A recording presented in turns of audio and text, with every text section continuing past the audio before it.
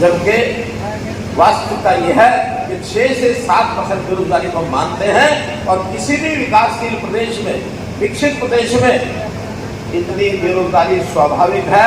बहुत लोग नए आते हैं, बहुत लोगों को रोजगार मिलता है। अब नए आने वाले लोगों को रोजगार की तलाश रहती है। कुछ लोग एक रोजगार अपना छोड़ करके दूसरे रोजगार में जाते हैं। तो ये जो बीच का जो एक जिसको कहना चाहिए बीच का फेज होता है, इस समय में इस बेरोजगारी को हम बेरोजगारी नहीं कहते हैं, हम इसको आगे बढ़ा रहे हैं। हमने 3C पर काम करना शुरू किया। जो कांग्रेस ने 3C को फैला रखा था, इसमें crime, corruption, caste based politics, अर्थात कानून व्यवस्था में हमने सुधार किया।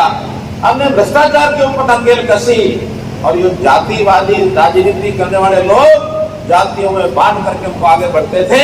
हमने हरियाणा एक कह करके उस जातिगत पॉलिटिक्स को भी समाप्त करने का काम किया। और जिनके मन में अभी भी कुछ बातें रहती है, मैं आज भी अपील करता हूँ, इससे भला होने वाला नहीं। हमारा भला तो विकास का काम कौन कितना करता है, सोच किसकी कितनी ज्यादा है, जनता की भलाई में कौन काम करता है, ये सोच विचार करके हम आगे बढ़ना चाहिए। तो इस नाते से हम लोगों को सुविधाएं घर बैठे मिले, इसके लिए हमने बहुत से पोर्टल बनाए। और बल्कि मजाक में कुछ लोगों ने हमको कहा ये पोर्टल की सरकार है।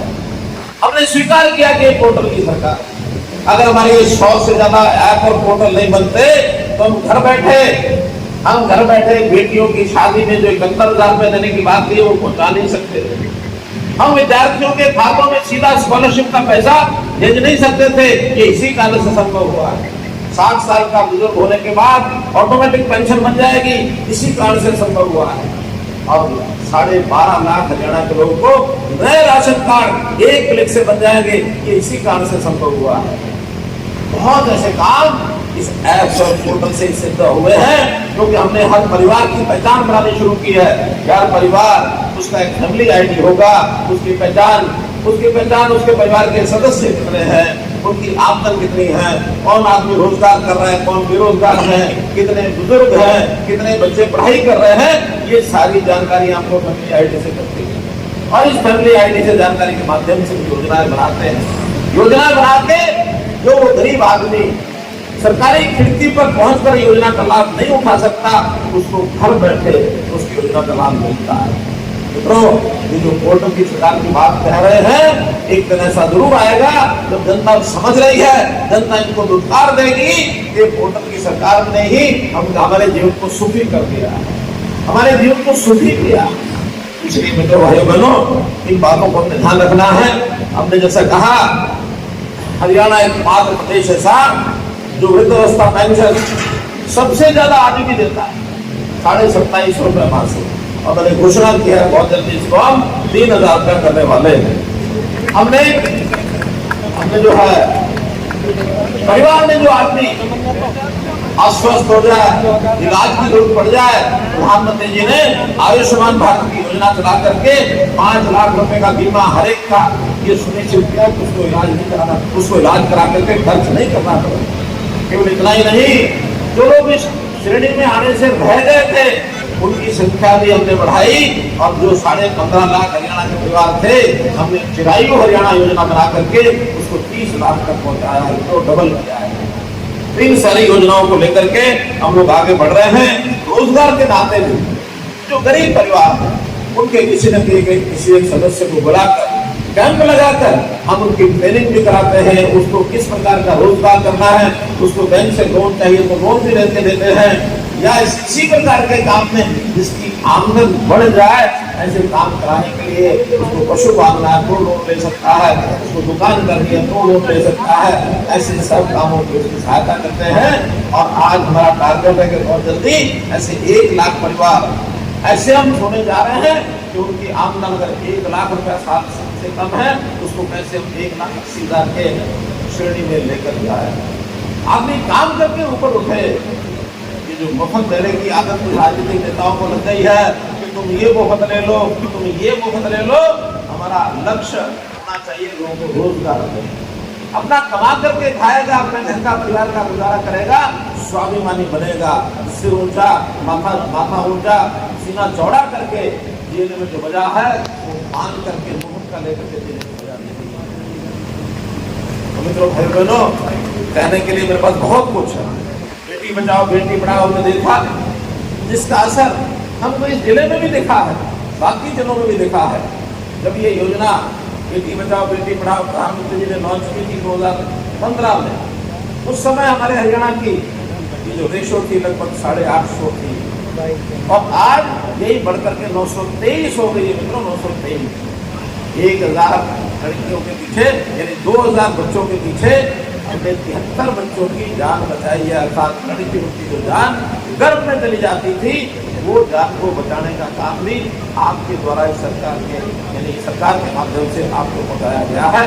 आज बहुत बड़ा एक बेटियों को बचाने का काम यह हुआ है। किसान हैं, उनकी भी फसल का ब्यौरा। अभी तक तो हम ये करते थे, उनको कहते थे, तो जो बाजार में बिकती थी फसल उसका रजिस्ट्रेशन करवाते थे ताकि मंडी में उसकी बिक्री ठीक हो जाए, कल को कोई खराबा हो तो उसका मुआवजा उसको ठीक मिल जाए। लेकिन इसमें कुछ गड़बड़े हमको ध्यान में आई। कुछ खाली जमीनें रहती थी या जहाँ रजिस्ट्रेशन नहीं होता था वहाँ भी बहुत लोग इसका लाभ उठा करके कुछ ना कुछ उससे गड़बड़ करते थे। नहीं तो पास पड़ोस के प्रदेश, इधर राजस्थान उधर पंजाब, वहाँ के लोग भी फसल ला करके हमारे यहाँ बेचना शुरू कर दिया था, केवल खाली जमीनों पर रजिस्टर करके। इस बार हमने ये तय किया है, किसान को अपील की है कि आप हर एकड़ का रजिस्ट्रेशन कराएं 31 जुलाई तक।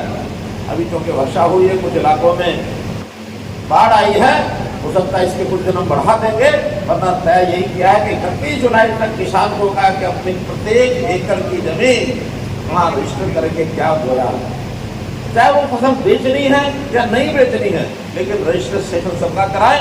खाली जमीन है उसका भी रजिस्ट्रेशन कराएं, और हर किसान को इसके बदले में अगर इस संकल्प को पूरा करता है, रजिस्ट्रेशन पूरा कराता है, तो उसके खाते में 100 रुपया इनाम के तौर पर भेजा जाएगा। चाहे राशि 100 रुपया है, लेकिन इनाम मिलेगा, और न केवल 100 रुपया बल्कि प्रदेश भर में हमने कुछ बड़े इनाम भी सोचे हैं। उसकी लॉटरी से, उसके कंपटीशन में कहीं किसी को ट्रैक्टर, किसी को मोटरसाइकिल, किसी को मोबाइल, ये भी देने वाले हैं।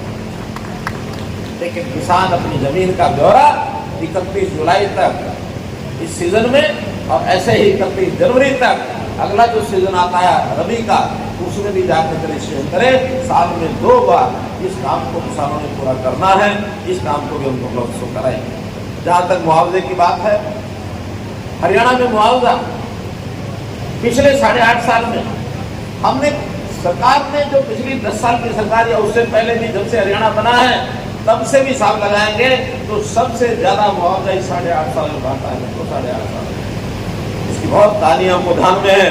2-2 रुपए 4-4 रुपए के चेक हमको ध्यान में। जहाँ तक बिजली की बात है, पूरे हरियाणा में लगभग 5600 गाँव में और 24 घंटे बिजली ये देने का हमने काम किया है। बहुत सरकारें आई, नारे दिए, लेकिन कोई भी 150 गांव से ज्यादा 24 घंटे बिजली नहीं बढ़ा पाया।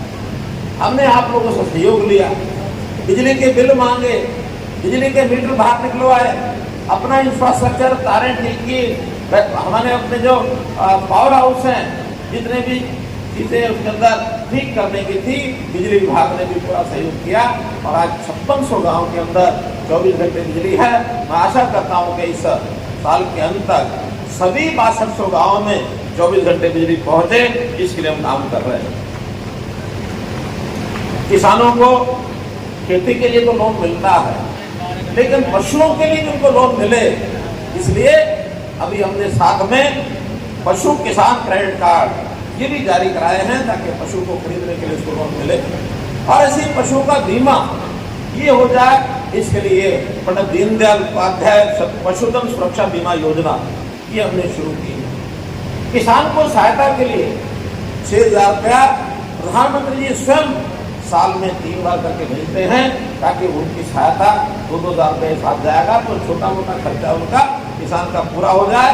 और यही काम छोटे उद्यमी, छोटे व्यापारी, मजदूर, जो हमारे मजदूरी करने वाले भाई हैं, उनको भी ऐसे 6000 रुपया साल की सहायता का ये प्रावधान किया है।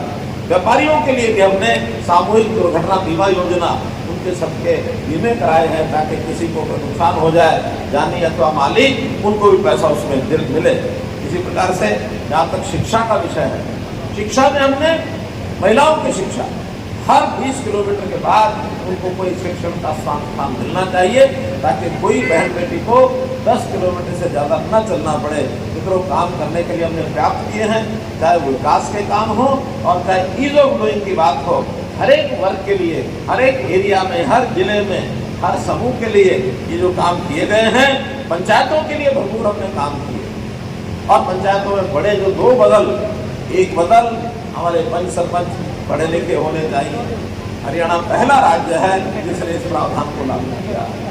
नहीं तो पुराने समय में पंच सरपंच अनपढ़ होते थे, अंगूठा टिका लेते थे, बाद में कोर्ट कचहरी के चक्कर काटते रहते थे और कहते थे मैं तो अनपढ़ था, मुझे पता नहीं था।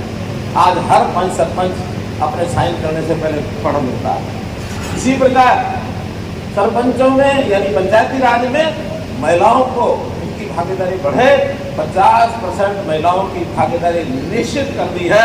सरपंच होंगे तो आधी महिलाएं जरूर होंगी, पंच होंगे आधे पंच जरूर होंगे, पंचायत समिति में आधे सदस्य जरूर होंगे, जिला परिषद में आधे सदस्य महिलाएं जरूर होंगी। ये काम बढ़िया किया कि नहीं किया भाइयों बहनों? बढ़िया किया ना? हाँ, बहुत बढ़िया। इस बात के लिए बहुत सब लोग प्रसन्न हैं। तो मैं तो यही कहूँगा कि पिछले 8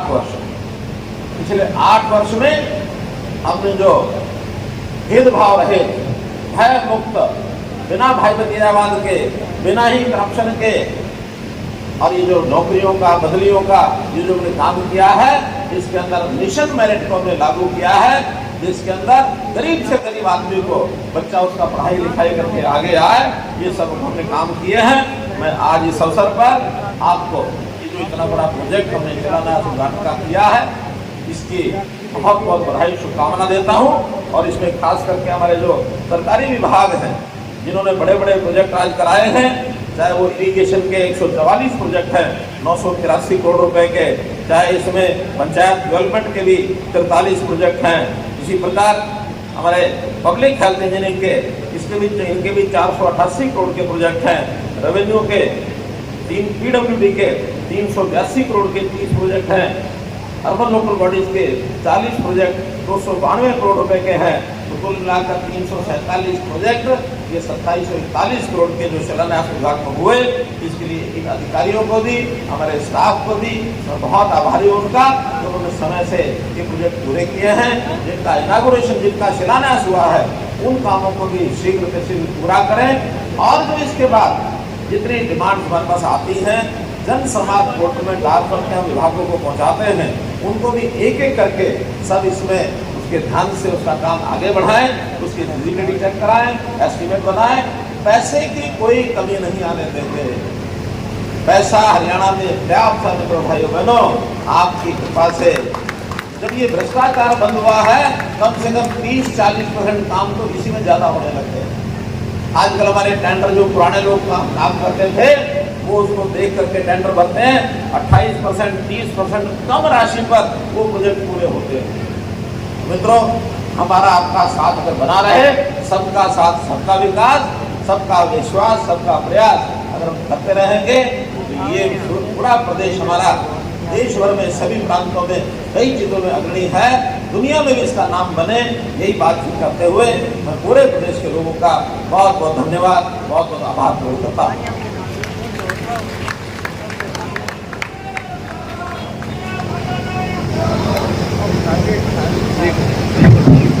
माननीय मुख्यमंत्री महोदय का संबोधन के लिए, उनके आशीर्वाद वचनों के लिए बहुत बहुत आभार। और अब यह कार्यक्रम ऑफलाइन चलाया जाएगा और सभी जिलों से जो हमारे साथ जुड़े हुए हैं इस कार्यक्रम से, उनसे हमारा निवेदन है कि वे कृपया करके अपने अपने जिलों में कार्यक्रम जारी रखें और आप सभी कृपया करके अपना अपना स्थान बनाए रखें, क्योंकि ये जो माननीय मुख्यमंत्री जी का संबोधन था, ये प्रदेशवासियों के लिए था और माननीय मुख्यमंत्री एक बार पुनः हम सभी को संबोधित करेंगे, इसलिए कृपया करके आप सभी अपना अपना स्थान बनाए रखें। और यहाँ हमारे साथ सूचना जनसंपर्क एवं भाषा विभाग की सांस्कृतिक पार्टी हमारे बीच में उपस्थित है, उनसे हमारा निवेदन है कि एक लोकगीत प्रस्तुत करें।